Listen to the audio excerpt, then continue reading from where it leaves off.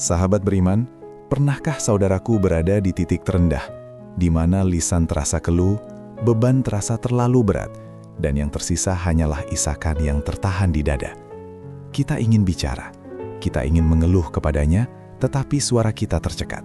Kita merasa sendirian, seolah-olah doa yang paling mendesak itu bahkan tidak sempat terucap. Jika ini adalah rasa yang menyelimuti hati saudaraku saat ini, pegang erat-erat janji Allah. Bahkan bisikan paling sunyi yang kita sembunyikan dari seluruh dunia, itu adalah suara paling jelas di hadapannya. Assalamualaikum warahmatullahi wabarakatuh, sahabat beriman yang dirahmati Allah. Mari kita selami bersama satu misteri yang paling indah dalam hubungan kita dengan Sang Pencipta, yaitu hakikat bahwa Allah As-Sami', yang Maha Mendengar, benar-benar mengerti bahasa hati kita, jauh melampaui kosakata yang kita susun. Kita sering berpikir bahwa doa haruslah diucapkan dengan fasih, dengan bahasa yang indah, atau dengan volume yang lantang. Namun, hari ini, saya ingin mengajak jamaah sekalian merenungkan, jika kemampuan mendengar manusia saja terbatas oleh jarak dan kebisingan, lalu bagaimana mungkin kita membatasi kemampuan zat yang menciptakan pendengaran itu sendiri? Allah, Rob semesta alam, tidak membutuhkan mikrofon atau pengeras suara dari kita. Dia hanya butuh kejujuran dari nurani yang terdalam. Ketika kita berbicara tentang doa, seringkali kita fokus pada aspek formalitasnya. Kita siapkan diri, angkat tangan, lalu kita sebutkan keinginan kita satu persatu. Itu adalah hal yang sangat baik dan dianjurkan. Tetapi, ada satu jenis doa yang sering terabaikan, yaitu doa qalbi. Doa yang terukir dan terucap hanya di relung jiwa. Inilah komunikasi paling intim, paling jujur, dan paling rentan. Karena ketika hati berbicara, tidak ada filter, tidak ada kepura-puraan. Yang ada hanyalah hakikat diri kita yang dihadapkan langsung kepada Al-Alim, yang Maha Mengetahui. Saudaraku, mari kita renungkan firman-Nya dalam surah Toha ayat 7. Dan jika kamu mengeraskan ucapanmu, maka sungguh Dia mengetahui rahasia dan yang lebih tersembunyi. Ayat ini adalah penyejuk hati. Apa yang lebih tersembunyi daripada sekadar rahasia? Itu adalah getaran jiwa, niat yang belum sempat kita olah menjadi kata, rasa sakit yang bahkan kita sendiri belum mampu mendefinisikannya. Allah sudah tahu, sebelum tetesan air mata itu jatuh, Dia sudah mengukur kepedihan yang membuatnya terbentuk. Ini berarti, dalam momen terburuk kita, saat kita hanya mampu terdiam, sesungguhnya kita sedang menyampaikan pesan yang paling sempurna kepadanya. Mengapa doa yang tak terucap ini begitu istimewa? Karena ia adalah ujian keimanan yang paling murni. Ketika kita berbisik dalam kesunyian kamar, atau bahkan saat keramaian mendera, namun hati kita menjerit, itu menunjukkan bahwa kita mencari Allah, bukan karena ingin dilihat manusia, bukan karena ingin dipuji atas kesabaran kita, melainkan murni karena kita meyakini bahwa hanya Dialah satu-satunya tempat bersandar yang tak akan pernah mengecewakan. Ini adalah level ikhlas yang seringkali lebih mudah dicapai saat kita hanya berdua bersama Rob kita. Mari kita tarik pelajaran dari salah satu kisah paling menyentuh dalam Al-Quran, yaitu kisah Nabi Zakaria alaihi salam. Ketika beliau berdoa memohon keturunan di usia senja, perhatikan bagaimana cara beliau memanjatkan doa tersebut, seperti yang diabadikan dalam surah Maryam ayat 3. Yaitu, tatkala dia berdoa kepada Tuhannya dengan suara yang lembut. Para ulama tafsir menjelaskan bahwa suara yang lembut di sini merujuk pada doa yang tersembunyi, yang tidak diumumkan. Mengapa beliau memilih berdoa secara rahasia, padahal beliau bisa berteriak di mihrab? Jawabannya terletak pada kesadaran mendalam akan kebesaran Allah. Nabi Zakaria mengajarkan kita bahwa kerahasiaan dalam doa bukan hanya menjaga diri dari ria atau pamer, tetapi juga merupakan bentuk penghormatan tertinggi kepada Allah. Beliau tahu bahwa bahkan sehelai rambut pun tidak akan luput dari pandangannya, apalagi kerinduan suci yang telah lama bersarang di hati. Doa rahasia beliau bukan berarti Allah tidak bisa mendengar suara keras, melainkan sebuah demonstrasi bahwa yang paling didengar oleh Allah adalah kualitas khusyuk dan kejujuran niat, bukan desibel suaranya. Sahabat beriman, inilah yang harus kita tanamkan. Allah menilai kejujuran dan ketulusan, bukan retorika. Kita tidak perlu menjadi pujangga untuk menyampaikan rintihan hati. Jika saudaraku merasa tidak pandai merangkai kata-kata Arab yang indah, atau bahkan bingung harus mulai berdoa dari mana, jangan pernah khawatir. Cukup hadirkan hati. Biarkan air mata mengalir. Air mata adalah bahasa universal yang selalu fasih di hadapan Allah. Biarkan rasa sesak itu menjadi penanda bahwa kita sedang memikul amanah ujian. dan biarkan kepasrahan menjadi penutup doanya. Seringkali saat kita terlalu tertekan, yang keluar bukanlah kata, melainkan hanya nafas panjang atau desahan berat.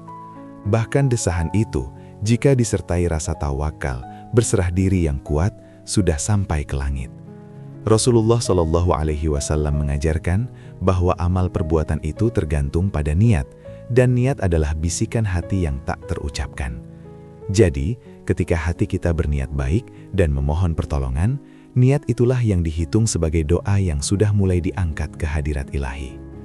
Mungkin ada di antara jamaah sekalian yang bertanya, "Saya sudah berdoa dalam hati ya Ustadz, Ustazah, mengapa belum ada jawaban?" Saudaraku, disinilah letak ujian keimanan kita. Doa yang tak terucap seringkali membutuhkan waktu penantian yang lebih intens karena ia menguji kesabaran kita dalam diam. Allah tidak pernah menyia-nyiakan doa, baik yang terucap maupun yang tersembunyi. Ingatlah, jawaban Allah tidak selalu berupa ya atas permintaan kita.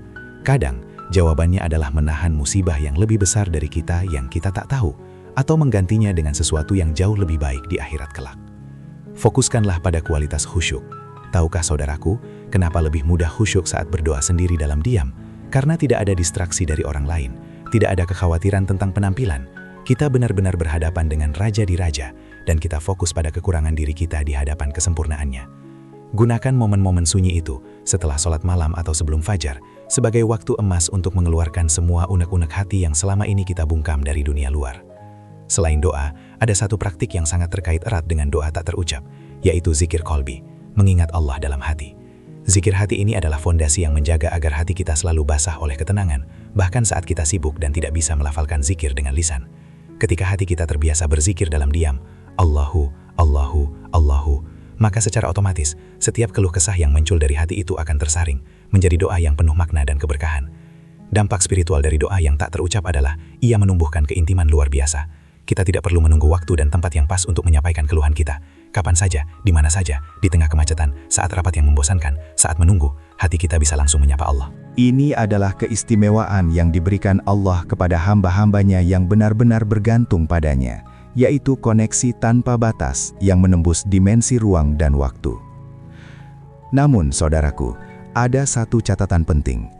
Agar doa hati kita diterima, pastikan wadah tempat doa itu bernaung, yaitu hati kita, berada dalam kondisi yang bersih. Bagaimana mungkin kita mengharapkan doa mustajab dari hati yang dipenuhi iri, dengki, ghibah, menggunjing, atau niat buruk?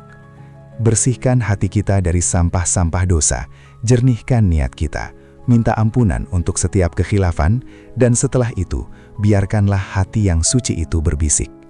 Bisikan dari hati yang bersih akan selalu lebih lantang daripada teriakan dari hati yang kotor. Jadi, ketika kita merasa sangat terpuruk hingga tak mampu bicara, kita tidak sedang lemah, justru kita sedang menunjukkan kekuatan keimanan yang paling mendalam. Kita sedang berkata kepada Allah, "Ya Rob, Engkau tahu segalanya. Aku menyerah pada kemampuan lisanku, aku serahkan segala urusanku pada ilmu-Mu yang tak terbatas. Cukup Engkau yang tahu." Inilah puncak taslim, penyerahan diri, yang membuat Allah tersenyum ridha kepada hambanya. Ingatlah selalu, sahabat beriman, Allah mengetahui apa yang tersembunyi di dada. Allah Al-Quddus, yang Maha Suci, mengukur doa kita bukan dari jumlah kata, tetapi dari kadar keyakinan yang tertanam di dalamnya. Doa yang tak terucap adalah bukti nyata bahwa Allah tidak pernah jauh. Dia lebih dekat dari urat nadi kita sendiri. Jadikanlah hati kita sebagai mihrab rahasia, di mana setiap bisikan, setiap desahan, dan setiap isakan adalah permohonan yang direkam dan diangkat langsung ke arasnya, tanpa perlu perantara apapun. Mari kita jadikan pelajaran hari ini sebagai pengingat. Jangan pernah merasa putus asa hanya karena saudaraku merasa tak mampu merangkai kalimat. Tetaplah percaya bahwa setiap beban yang saudaraku rasakan di hati, setiap keinginan yang terbungkus rapi dalam nurani, sudah diketahui oleh Al-Khaliq. Tugas kita hanyalah menjaga kesucian hati dan terus berprasangka baik, husnudzon kepada pengaturannya. Sungguh, dialah sebaik-baik pendengar dan sebaik-baik pengabul doa. Semoga renungan ini membawa ketenangan jiwa bagi saudaraku semua. Jika tausiah singkat ini menyentuh hati saudaraku, jangan lupa untuk membagikannya kepada sahabat atau keluarga yang mungkin sedang berjuang dalam kesunyiannya. Mari kita saling mendoakan, semoga setiap bisikan hati kita segera dijawab dengan keberkahan, kebahagiaan, dan kemudahan. Subhanakallahumma wa bihamdika, asyhadu an la ilaha illa anta, astaghfiruka wa atubu ilaik. Wassalamualaikum warahmatullahi wabarakatuh.